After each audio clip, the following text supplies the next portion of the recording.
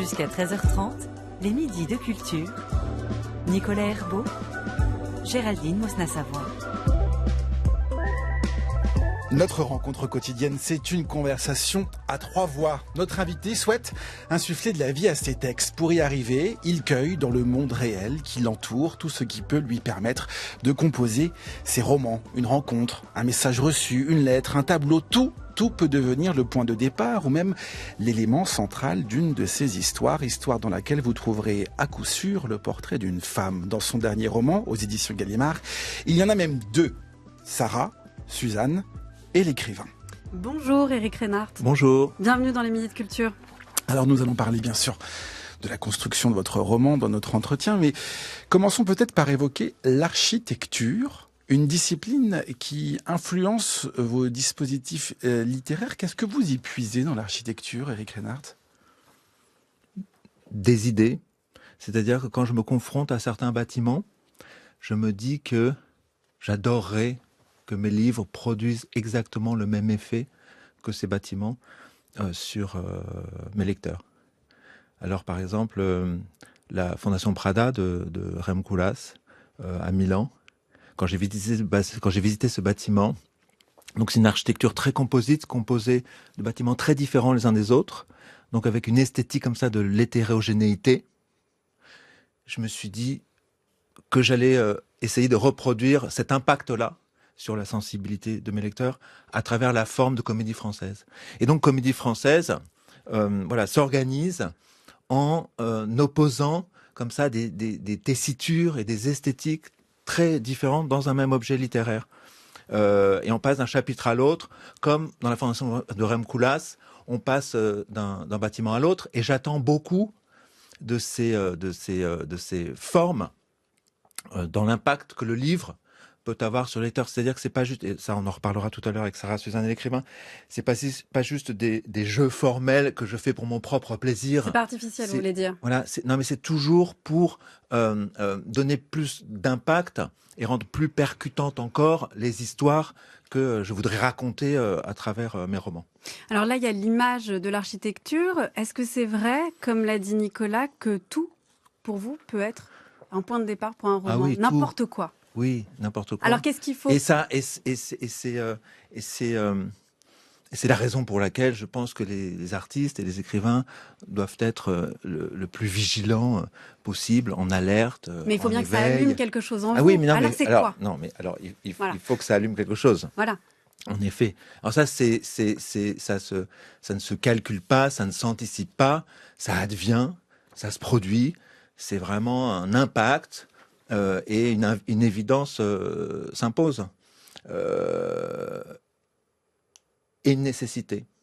Le livre, à un moment, il devient impératif et irrépressible.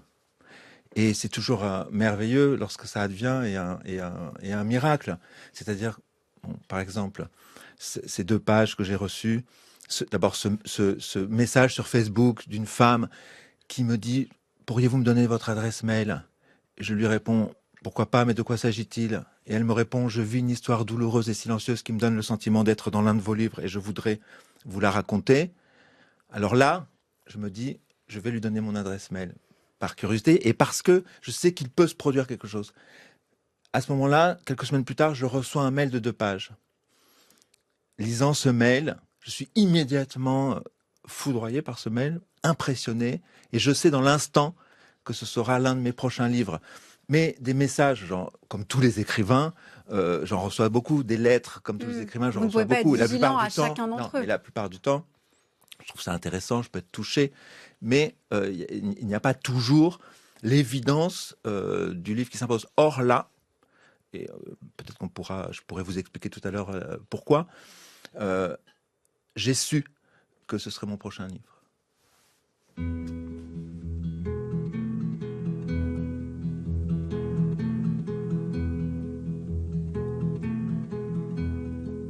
Suzanne takes you down to her place near the river.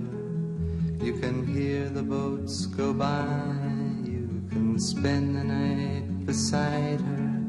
And you know that she's half crazy, but that's why you wanna and she feeds you tea and oranges that come all the way from China. And just when you mean to tell her that you have no love to give her, then she gets you on her wavelength, and she lets the river answer that you've always been her lover.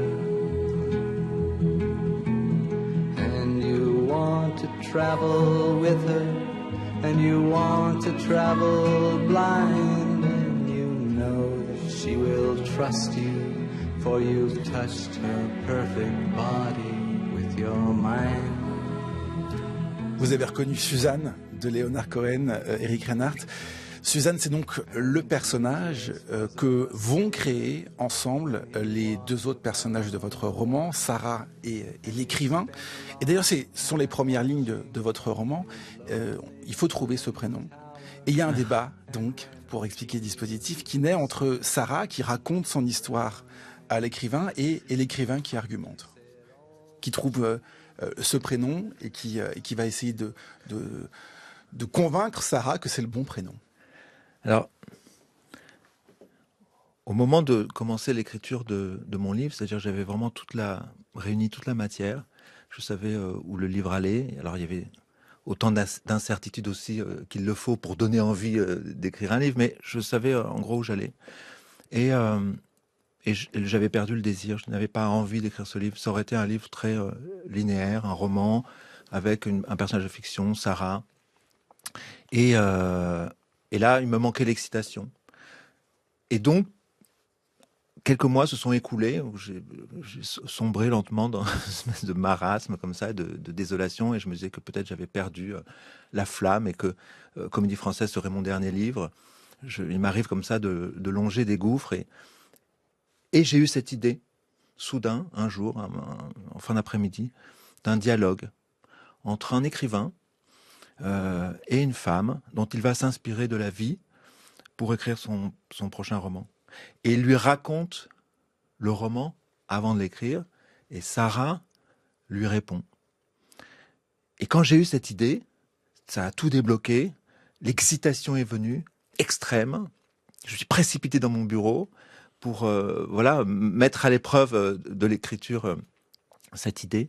Et ce qui me plaisait, c'était vraiment de me transformer en illusionniste à travers cette forme, de créer une sorte de lanterne magique qui ferait cohabiter dans un même espace romanesque deux femmes qui sont en réalité les mêmes, c'est-à-dire le modèle et l'héroïne de fiction, qui fusionnent.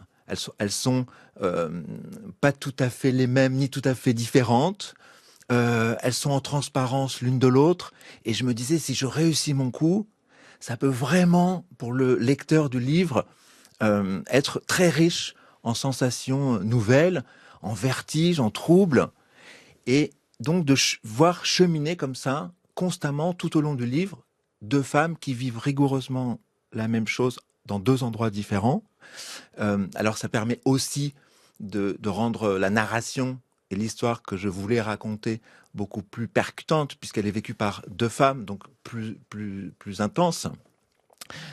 Et une femme, deux, ça présuppose une troisième, une quatrième, et donc une infinité de femmes. C'est-à-dire que ça rendait ce que vit Sarah plus universel que s'il n'y avait eu que Sarah dans un roman linéaire. Et pour accrocher avec les wagons, avec le début, Eric Reinhardt, ça veut dire que vous aviez toute la matière de votre roman à venir grâce à ce message que vous aviez reçu sur Facebook de Sarah, qui vous a écrit, et vous lui avez dit, il y a quelque chose qui se déclenche pour moi, je vais écrire un roman. Vous lui avez dit?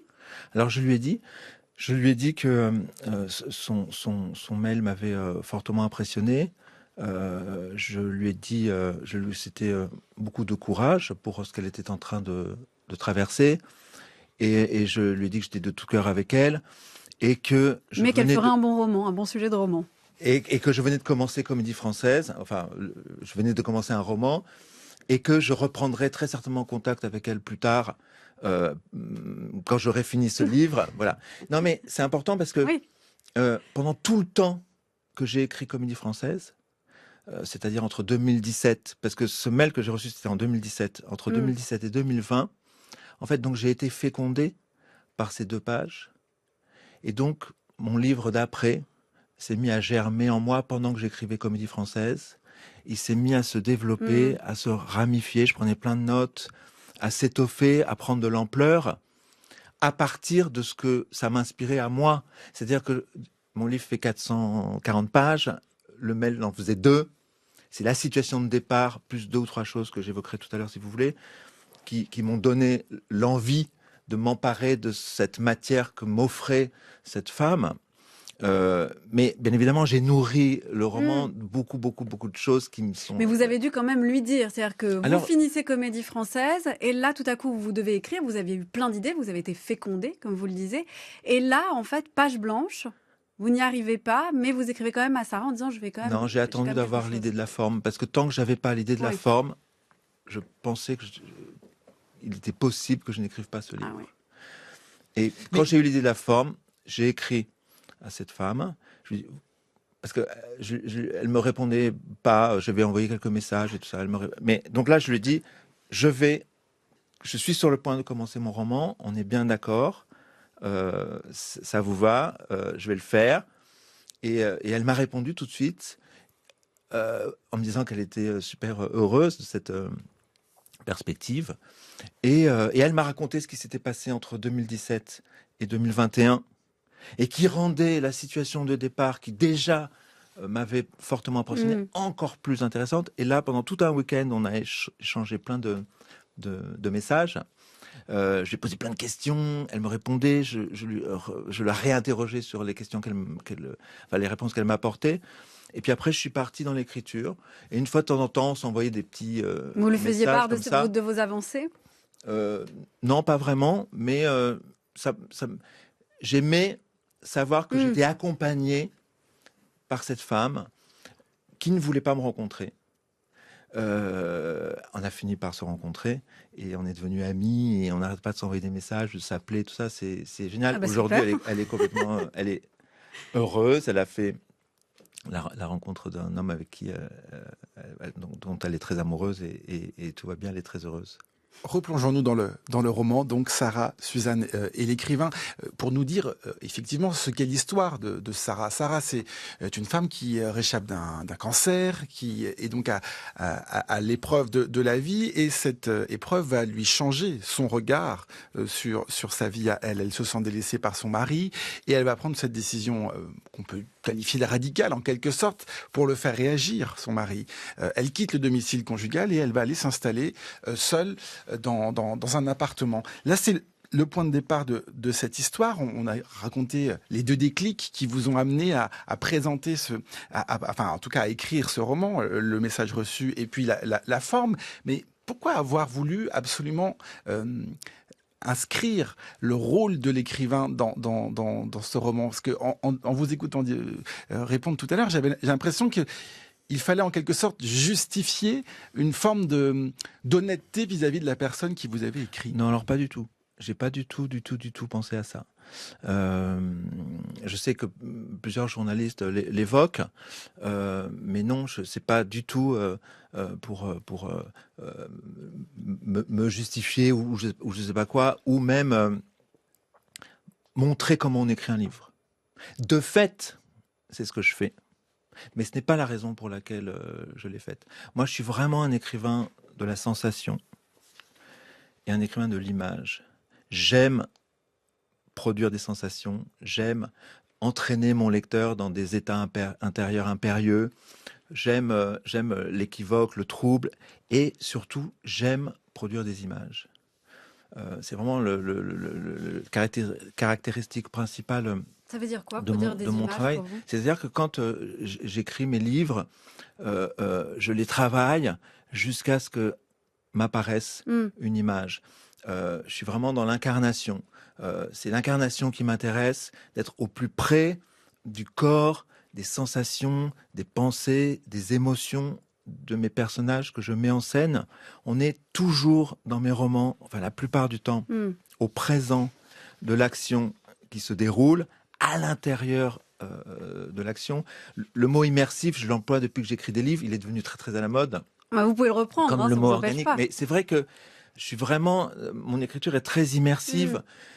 Et par exemple, dans L'amour et les forêts, on est vraiment avec Bénédicte Ombre d'Âne, au plus profond de la situation qui l'accable, avec ce mari qui l'enferme, et avec Sarah et Suzanne, je souhaitais vraiment qu'on Là, soit... on se retrouve vraiment dans l'écriture du roman, du roman, puisqu'on est, on assiste à ces débats, à ces discussions, à la forme qui naît. Alors, donc, oui, en effet, il y a...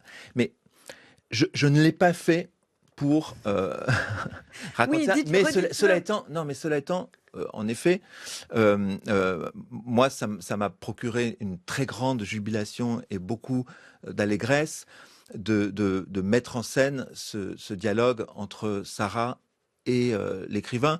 Et je fais deux choses en même temps, en réalité. Et dans mes romans, j'aime toujours beaucoup multiplier les strates et les niveaux de lecture. Et donc là, en même temps que je raconte une histoire, et donc on est vraiment avec Sarah et Suzanne qui vivent la même chose, on est en même temps, en effet, vous avez raison, dans la fabrique du roman, à un autre niveau, y compris avec l'autodérision que je peux avoir sur l'écrivain, l'ironie, où en effet, à un moment, Sarah lui dit mais pourquoi vous racontez pas cet épisode dans le livre, c'est vachement important. Et l'écrivain dit non, mais moi, ça m'intéresse pas. Et en plus, je pense que c'est pas terrible de le faire, puisque ça va nuire à la fois au personnage de Suzanne et à son mari. Ne seriez-vous pas en train d'enfreindre le principe sur lequel nous nous étions entendus, à savoir que j'étais entièrement libre de faire de votre histoire, Sarah, ce que je voulais. Elle me dit, Sarah répond à l'écrivain, non, je ne vais pas enfreindre le principe. Je vous le répète, vous faites ce que vous voulez de mon histoire. Mais quand même, je pense que ce serait très intéressant que les éventuelles futures lectrices de ce roman soient informées de ce que faisait mon mari dans sa cave, en l'occurrence, regarder des vidéos pornographiques. Et l'écrivain, il dit, non, mais on s'en fout, on va pas accabler un gars parce qu'il regarde des vidéos pornographiques. Et puis en plus, la façon dont vous avez appris qu'il regardait des vidéos pornographiques ne vous honore pas parce que vous avez fouillé dans son ordinateur. Et j'ai pas envie que les lecteurs en veuillent à Suzanne d'avoir fouillé dans... Voilà. Donc en effet, je me suis amusé à mettre en scène ce dialogue entre l'écrivain et Sarah, en même temps que j'essaie de plonger mon lecteur le plus profondément possible dans la douleur de ce que vivent ces deux héroïnes, Sarah et Suzanne, parce que ce livre, c'est quand même une lente et longue descente aux enfers, même si je l'ai écrit avec beaucoup d'allégresse et qu'on sent cette allégresse. Et c'est ça qui m'intéressait, c'était de faire cohabiter l'allégresse de l'écriture, comme ça, cette écume de surface du dialogue entre Sarah et l'écrivain, alors que l'histoire que je raconte, elle est très profondément douloureuse. Et on suit Sarah et Suzanne très, très, très, très, très, très loin dans ce qui leur arrive jusqu'à la folie. Un iconophage, c'est assez simple. C'est une personne qui, plutôt que de faire l'expérience d'une image visuellement, choisit de le faire de manière beaucoup plus concrète, en mangeant soit directement l'image ou en grattant. Et on considère qu'en mangeant cette image, en la prenant en soi, une part de ce pouvoir peut être captée. Et cette captation du pouvoir a pour finalité, bien souvent, de soigner ou de se protéger d'un mal. On les vivait de manière tout à fait différente, avec presque tous nos sens impliqués, aussi bien la vue, mais également le toucher, l'ouïe peut-être même, l'odorat. Enfin, il y avait une relation à l'image qui était beaucoup plus sensorielle qu'elle ne l'est aujourd'hui, parce que l'image était quelque chose qui avait une substance, c'était quelque chose qui était lié à la matière et à la configuration de cette matière. L'historien Jérémy Koenig sur France Culture en 2021 qui nous raconte ce qu'est l'iconophage. Il est historien de l'art. Il y a beaucoup d'art présent dans votre roman, Éric Reinhardt. Et vous nous avez parlé de cette descente aux enfers de ces deux héroïnes. La puissance puissance de l'image, la puissance du rapport sensoriel entre vos héroïnes et l'art, il est aussi au cœur de votre roman. Ouais. D'abord, Sarah élabore des sculptures. Elle est artiste. Enfin, elle était architecte et puis, ayant réchappé d'un cancer grave et étant revenue à la vie, et ça peut-être qu'on reviendra là-dessus parce que c'est important, c'est vraiment le cœur du livre, la raison pour laquelle Sarah et Suzanne éprouvent à un moment une très forte insatisfaction dans leur vie et quittent leur domicile. On l'a pas. Allez-y alors, racontez-nous. Il y a cet événement qui bouscule leur vie. Oui, un cancer. Et c'est aussi pour ça que cette femme m'a envoyé un message à l'apparition de la Chambre des époux qui racontait du point de vue de celui qui n'est pas malade un cancer, en l'occurrence celui de ma femme, dont elle a guéri. Et elle s'était vraiment projetée dans ce livre. Et elle renaissait, elle revenait à la vie après avoir failli mourir. Et donc, elle était vraiment dans une exigence de vérité à ce moment-là. Et donc, elle a abandonné son métier. Donc, disons, Sarah a abandonné son métier qui était architecte pour devenir artiste. Suzanne était généalogiste. Elle abandonne son métier pour devenir écrivaine. Elle écrit des romans. Et cette exigence de vérité fait que Sarah et Suzanne sentent qu'il y a quelque chose qui ne va pas dans leur couple. Elles sentent à l'intérieur d'elles-mêmes qu'il leur manque l'essentiel. Sous des apparences comme ça de bonheur conjugal, tout est paisible, pacifique, même joyeux, ils font l'amour régulièrement. Il manque l'essentiel. Le mari de Sarah passe la plupart de ses soirées seul dans un bûcher qu'il s'est aménagé pour faire de la musique et fumer des pétards. Et il remonte dans leur chambre de plus en plus tard, laissant Sarah passer ses soirées seule. Et par ailleurs, elle découvre complètement par hasard une anomalie notariale, à savoir qu'elle ne possède que 25% de sa maison et son mari 75%. Et donc, elle s'en ouvre à lui plusieurs fois en lui disant « On ne vit plus les choses ensemble. Moi, je suis revenu à la vie. J'ai un appétit de vie vorace et je veux être dans la vérité à chaque instant. Et toi, tu n'es plus avec moi. On vit ensemble, mais je me sens seul. » Et donc, il y a besoin d'un électrochoc. Et donc, elle décide de lui administrer une sorte d'électrochoc pour le réveiller, le faire revenir à leur vie conjugale, à leurs désirs, leurs rêves, et pour pouvoir vivre avec lui cette nouvelle vie qu'elle veut vivre. Et du jour, donc l'électrochoc, c'est de louer une maison pour 2 mois. Et elle dit à son mari, je vais partir 2 mois. Et elle espère bien évidemment qu'il va la retenir. Elle espère que pendant ces 2 mois, il va réfléchir, qu'elle va lui manquer. Elle se dit qu'il prendra peur, qu'il réalisera qu'il peut la perdre, qu'elle ne lui est pas acquise. Et rien de ceci ne se produit. C'est-à-dire que du jour où elle lui annonce, mais dans l'instant, au restaurant, je vais partir 2 mois, parce que ça fait des mois que tu me promets que tu vas exaucer mes demandes et tu ne le fais pas.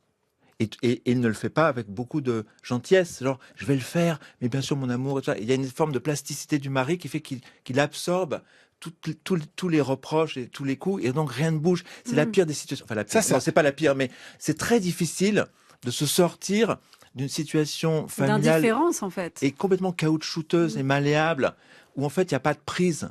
Et donc, en effet, elle provoque cette situation. Alors, et le mari à table au restaurant ne répond pas. Il lui dit, ça y est, tu as fini, tu avais d'autres choses à me dire. Elle dit, mais non, mais là on parle, réponds, qu'est-ce qui t'a... Tu as fini ? Mais non, mais c'est pas... L'idée, c'est pas qu'on se dispute, c'est pas qu'on se quitte. Et le mari sort et s'en va. Et de ce jour-là, elle n'aura plus jamais de ses nouvelles. Il ne répondra plus à aucun de ses messages, à aucun de ses appels téléphoniques. Il refusera de la voir. Elle va dans cette maison. Sa fille prend violemment le parti du père et rompt avec sa mère. Et le fils, au bout d'un moment, ça l'emmerde d'aller dans cette maison lugubre, un peu lointaine et tout ça. Si bien que Sarah se retrouve totalement seule, isolée, confrontée à un silence irrévocable, qui est vraiment une torture.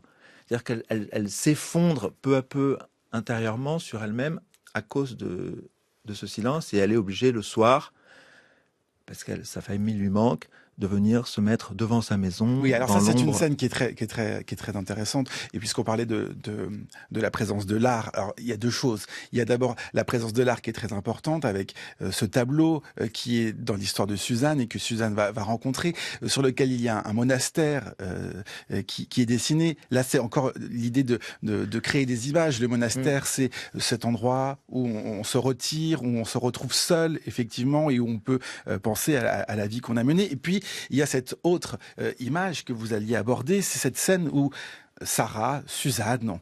Parfois on est un peu perdu, et je sens que vous êtes content qu'on soit parfois un peu perdu dans ces deux Parce que c'est bien personnages. qu'elles fusionnent. Et toutes les fois qu'il est important pour moi qu'on les distingue, je fais en C'est sorte plus clair. qu'on les distingue. Qui espionne donc sa famille à distance. Elle est assise sur un banc et elle regarde à travers la fenêtre de la cuisine ce qui est en train de se passer chez elle, avec une distance et un désespoir de voir que la vie continue sans elle. C'est ça. Elle a vraiment besoin de voir ce qu'elle aime, de les voir. Et donc, la seule possibilité pour elle, dans la mesure où elle est exclue de son propre foyer, puisque son mari ne souhaite pas qu'elle revienne, il le lui interdit, et qu'elle ne peut plus voir sa fille, qui refuse de la voir, mais elle aime sa fille. La seule possibilité pour elle de voir sa famille, c'est de la voir à son insu, à travers les fenêtres illuminées. C'est vraiment l'image qui, dans le mail de 2 pages, m'a donné envie d'écrire le livre. Voilà, c'est ça le déclic. C'est ça Voilà. le déclic. Moi, je pars pas de sujet. Là, c'est cette image. Dans ce mail, je me suis dit, cette image, elle est pour moi. Je veux la Parce faire que la exister personne dans qui un vous- livre. Je veux la faire exister dans un livre. Je voyais déjà le chapitre que je ferais. Et j'avais envie vraiment de donner corps et lieu à cette image. La personne qui vous a écrit vous a précisément décrit cette scène-là, en fait. Vous a dit, voilà, C'était- je vais les voir et je les regarde par la fenêtre comme si j'étais spectatrice de ma propre vie. Voilà, c'était une ligne, 2, 3, enfin je ne sais rien, très court. Et je me suis dit, mais c'est pas possible d'en être. Alors, c'est la situation qui est déchirante. Mm. Mais en plus, elle donnait lieu à une image inouïe. Cette femme qui regarde vivre sa famille par les fenêtres de sa maison et qui est condamnée au rôle de spectatrice, je trouvais ça... Alors, dans le livre, il y a une thématique sous-jacente du début jusqu'à la fin. Donc il y a la fabrique du livre, il y a l'histoire de Sarah et Suzanne, et il y a une thématique sous-jacente, vraiment, et que j'ai essayé d'explorer sous toutes ses formes, parce que j'aime bien qu'il y ait comme ça différentes strates, c'est celle du regard, de la pulsion scopique, de la nécessité, de l'importance du regard dans certaines vies. Et donc, en effet, la présence de l'art s'explique aussi de cette façon-là. Sarah, elle élabore des sculptures, des abris-sculptures ou des sculptures-abris dans son jardin, Ouais. et qui sont des œuvres qui permettent de voir. Par exemple, la tête de Francis Ponge, c'est une grosse tête en fer dans laquelle on s'introduit, et à travers une ouverture, Sarah nous indique ce qu'il faut voir. Donc, elle produit des images. C'est vraiment des œuvres qui produisent des images. Il y a en effet ce tableau dont Suzanne tombe amoureuse. Elle passe tous les jours devant la vitrine d'une boutique d'antiquité. Il y a ce tableau qui la fascine. Et elle se met à se dire que ce tableau a quelque chose à lui dire, à lui raconter, qu'il a un secret à lui révéler sur sa propre existence. Il y a une énigme. Elle finit par l'acheter en se disant qu'il y a peut-être une voie à trouver le jour où elle aura éclairci l'énigme de ce tableau. Parce qu'il la fascine tellement qu'elle se dit que forcément ce tableau a quelque chose à lui raconter. Mais j'ai l'impression qu'il y a aussi chez vous, Éric Renard, le plaisir des images, c'est-à-dire de montrer des gens qui regardent, de la pulsion scopique, comme vous le dites, mais il y a aussi le plaisir de montrer aux lecteurs et aux lectrices, presque de brandir, voilà, de mettre sous les yeux et de ne pas pouvoir échapper du regard des scènes où Sarah, en fait, s'enferme, chute, s'enfonce dans une forme de misère psychologique, morale. Est-ce que ça vous fait plaisir de montrer des choses qu'on ne veut pas regarder ? Oui, mais là, c'est vraiment un trajet sensitif. Ça n'enlève rien au plaisir de nous montrer des choses qui Ouais. seraient presque obscènes quand on Alors les là, est-ce regarde. qu'il y a des choses obscènes? Non. Je parle pas Mais- d'obscène sexualité, ouais, je non, parle non, de mais j'ai montrer quelque compris. chose qui devrait être caché. Non, pas forcément. Il y a aussi c'est la place de l'écrivain, il faut bien y revenir, qui imagine, et puisque vous parliez des images, c'est très intéressant, qui imagine lui-même que son roman pourrait être adapté au cinéma. Alors c'est aussi ce qui vous est arrivé avec L'amour et les forêts, puisqu'il a été mis sur écran par Valérie Donzelli avec Virginie Efira et Melville Poupeau dans ce film. Ça, c'est quelque chose auquel vous pensez quand vous écrivez aussi. Vous écrivez aussi un scénario. Non, pas du tout. C'est même l'inverse du scénario. Alors en effet, on pourrait se dire que dans la mesure où mes livres produisent beaucoup d'images, et depuis le tout premier, et que je procède dans l'élaboration de mes narrations toujours par des successions de situations, j'aime le temps réel dans le livre, et donc j'aime les situations qui se construisent et qui s'élaborent, qui durent longtemps. Bon voilà,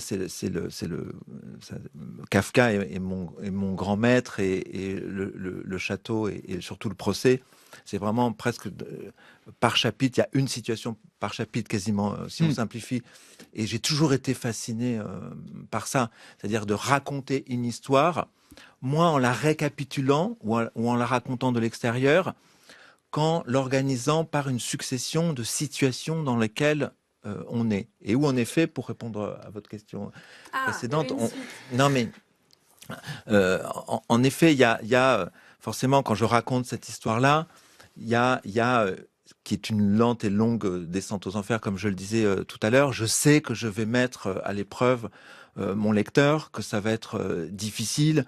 À un moment, il y a un ami qui m'a dit, mais on a vraiment le sentiment, à travers ton livre, que tu veux nous rendre fous, et que tu fais tout pour nous rendre fous et nous dérégler intérieurement. Et j'étais très heureux qu'il me dise ça, parce qu'en effet, j'avais envie que le lecteur partage de l'intérieur tout ce que vivent ces personnes. Donc, en effet, en exhibant sous leurs yeux des choses qui sont désagréables. Parce que ce que vivent Sarah et Suzanne à certains moments du livre, c'est vraiment insupportable. Je le fais parce que j'anticipais, je savais qu'il y aurait un dénouement heureux, et que le livre raconte vraiment l'histoire d'une femme qui cherche à être à sa juste place. Elle considère à un moment, dans ce moment de vérité dans lequel elle renaît, qu'elle n'est plus à sa place. Elle a le courage de s'en arracher pour trouver sa place. Alors, je pense qu'elle sait, quand elle parle à son mari, qu'elle lui dit qu'elle va partir de moi, je pense que son subconscient sait qu'elle ne reviendra pas, qu'elle va déclencher une catastrophe. Elle le sait pas, mais je pense que... Et parfois, il est nécessaire de provoquer des catastrophes. De toucher le fond aussi ? Non, mais des catastrophes salutaires. Il y a la seule façon qu'avaient Sarah et Suzanne de se sortir de la nasse de confort et de conformisme bourgeois et d'hypocrisie du mariage à la con où il se passe plus rien, mais on reste ensemble, c'était de provoquer une catastrophe qui la sauve de ce piège duquel on ne peut pas sortir. Et parfois, les catastrophes peuvent apporter des solutions. Et c'est ce qui se passe là. C'est vraiment une catastrophe salvatrice. En effet, elle souffre. En effet, c'est douloureux. En effet, ce parcours qui l'amène de son foyer à la fin du livre, où on voit qu'elle a été transplantée, elle s'est elle-même transplantée, comme on le fait d'un rosier, et elle refleurit à la fin du livre. Elle refleurit, et elle a bien fait. Et j'ai dîné la semaine dernière avec cette femme qui va m'a très inspiré. bien. Et oui, et elle me dit que tous les articles qu'elle lit sur mon livre, et le livre lui-même, lui font dire rétrospectivement, et elle s'en félicitait quand je dînais avec elle, en disant « Mais qu'est-ce que j'ai souffert, c'était atroce, mais j'ai bien fait de partir. » Voilà, et c'était en effet, ça a été une catastrophe dans sa vie, Maintenant, elle est réconciliée avec sa fille et tout ça. Mais voilà, et c'est aussi ça que mon livre raconte. En effet, en confrontant mon lecteur à des choses que, en général, on ne montre pas ou qu'on évite de montrer. Et la boucle est bouclée avec ce dernier témoignage que vous nous avez raconté, Éric Reinhardt. Il faut se laisser embarquer par ce roman Sarah, Suzanne et l'écrivain. C'est aux éditions Gallimard. Donc, le moment est venu pour vous, Éric Reinhardt, de faire un choix pour terminer cette émission. C'est un choix musical. Et comme on a entendu Suzanne en début d'émission, vous avez un choix entre cette fois-ci Sarah ou l'écrivain. À vous de choisir. Ah pardon, je dois... Choisir entre Sarah ou l'écrivain, c'est un choix musical. Ah, le prénom Sarah ou une chanson sur un écrivain. Sarah.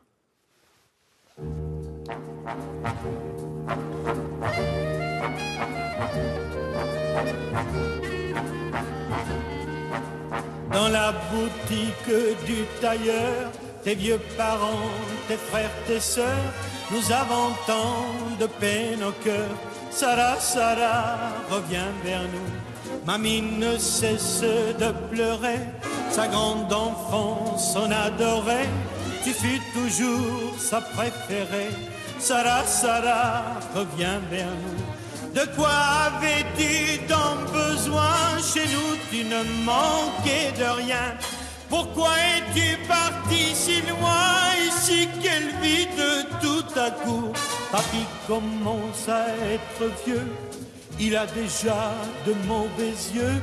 Te sachant là, il irait mieux. Sarah, Sarah, reviens vers nous. Dans la boutique du tailleur, tes vieux parents, tes frères, tes sœurs retrouveront l'ancien bonheur. Sarah, Sarah, si tu reviens, tous attablés les soirs d'hiver, lorsqu'un parent, mamie nous serre, nous sentons qu'il manque un couvert. Sarah, Sarah, et c'est le tien. On lit tes lettres d'Amérique, t'as fait un parti magnifique. Dario Moreno, donc Sarah, pour conclure cette pour émission, pour le week-end, évidemment. Merci beaucoup, Éric Reinhardt, d'avoir été avec notre invité. Reçu. À très bientôt dans les Midis de Culture. Donc, émission préparée par Aïssatou Ndoye, Anaïs Isbert, Cyril Marchand, Laura Dutèche-Pérez, Zora Vignet et Manon Delasalle. L'émission a été réalisée par Nicolas Berger et la prise de son ce midi, c'était Florent Bujon. À lundi, Géraldine Mosna-Savoie. À lundi, Nicolas. Bon week-end. Bon week-end.